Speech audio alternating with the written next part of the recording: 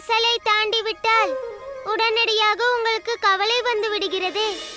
அதனால் தான் இங்கிருந்து எல்லையை கண்காணிக்கிறேன்.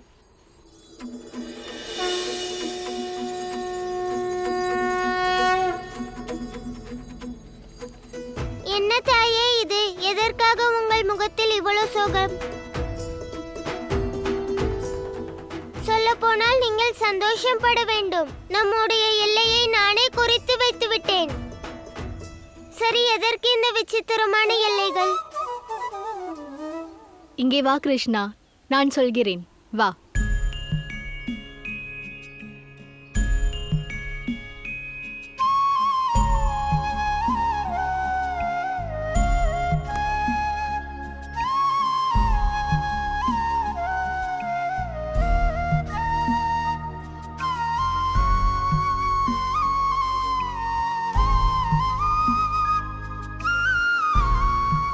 எது விசித்திரமான எல்லை என்று நீ கூறுகிறாயோ அது என் கவலையின் எல்லையாகும். இந்த கவலையானது எல்லா தாய்மார்களுக்கும் வரும். ஆகையால் மறுபடியும் நான் உங்களை கவலைப்பட வைத்து விட்டேனா? நீ என்னிடம் சொல்லாமல் எங்கே சென்றாலும் எனக்கு வருத்தமாகத்தான் இருக்கும்.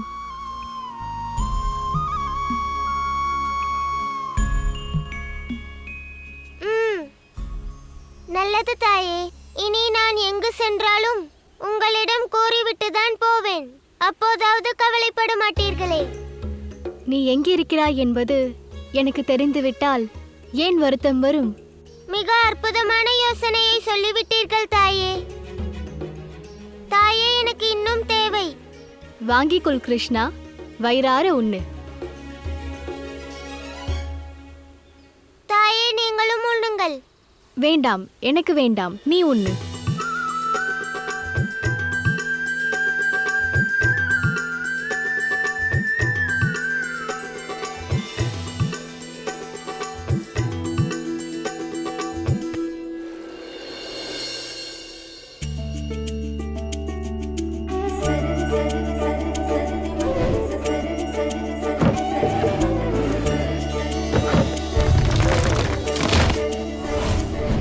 கிருஷ்ணன் அவன் ஒரு புதுமையானவன். அவன் மனதை மயக்கி விடுகிறான்.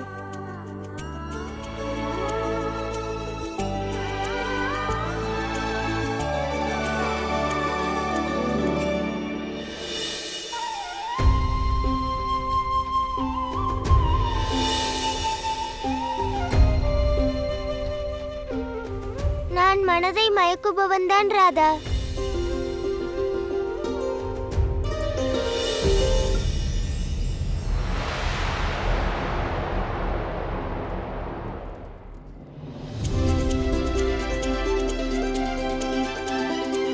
எனக்கு என்ன ஆயிற்று? எதையாவது யோசிக்கிறேன். இந்த நேரத்தில் கிருஷ்ணன் எப்படி இங்கே வருவான்? அவன் அம்மா மடியில் படித்துக் கொண்டு அழகாக கதைகள் கேட்பான்.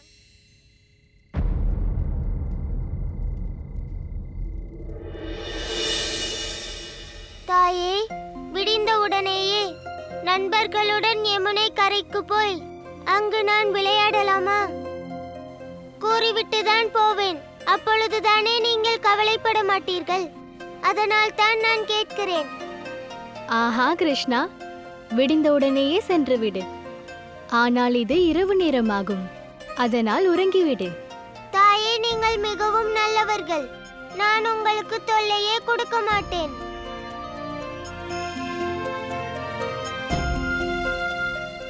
என் அன்பான கண்ணன், உறங்கு.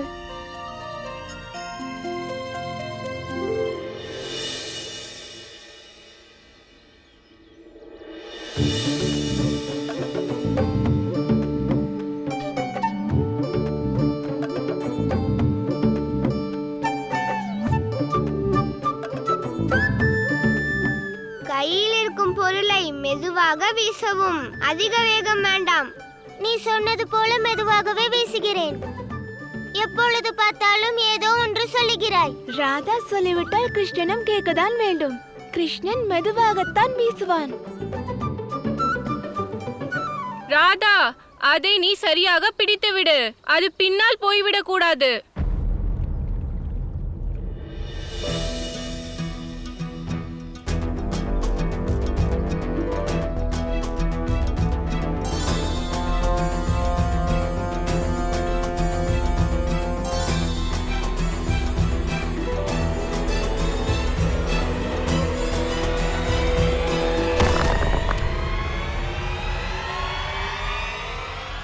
அதை பிடி பிடி ராதா.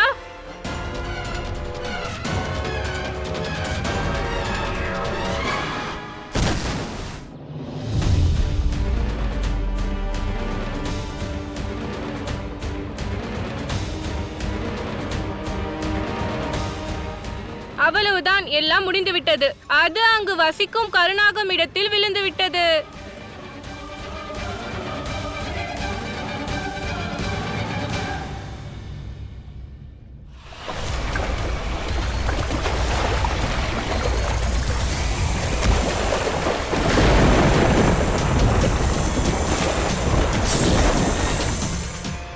ஏன் இவ்வாறு செய்தாய் ராதா? அதை பிடிக்காமல் இப்படி நதியில் விட்டு விட்டாயே. அங்க யார் இருக்கிறார்கள் தெரியுமா? கரும் நாகம். அதுவும் போய்விட்டது.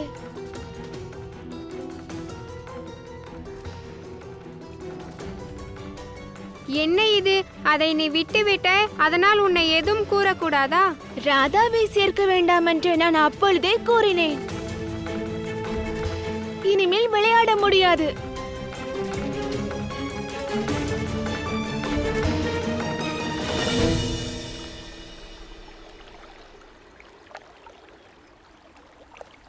ஆமாம், இதில் ராதா என்ன தவறு செய்து விட்டாள்? ஏன் எல்லாரும் அவளை திட்டுகிறீர்கள்? கிருஷ்ணா, ராதாக்காக பரிந்து பேசாதே. இதற்கெல்லாம் அவள்தான் காரணம். இவளால் தான் விளையாட்டு நின்று விட்டது. அதுவும் வந்துவிடும். விளையாட்டும் தொடர்ந்து நடக்கும். அதை நான் கொண்டு வருவேன்.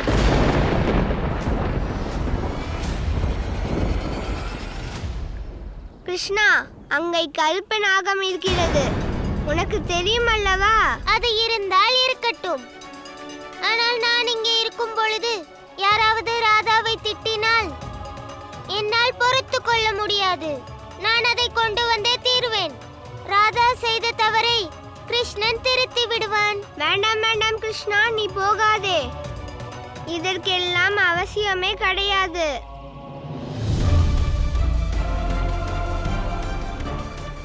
நின்று விடு கிருஷ்ணா, சொல்வதை கேள். வேண்டாம் கிருஷ்ணா, அங்கு கருநாகம் உள்ளது.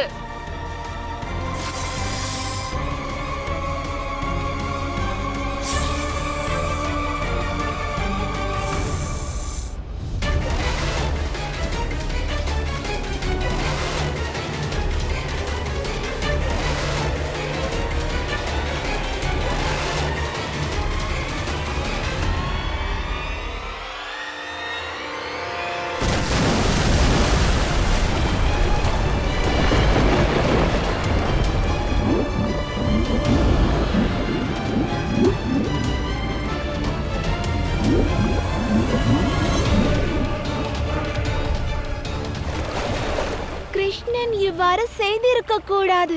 இந்த நதிக்கு அடியில் ஒரு கருநாகம் இருக்கிறது. அதன் விஷத்தில் இருந்து யாராலும் தப்பிக்க முடியாதாம். என்ன கடவுளே, கிருஷ்ணனின் நிலைமை என்ன ஆகும்? கிருஷ்ணன் நாம் கூறுவதை கேட்காமல் மரணத்தை நோக்கி ஓடிவிட்டான். இனி அவன் நிலைமை என்ன ஆகுமோ? உடனடியாக சென்று இந்த செய்தியை கூற வேண்டும்.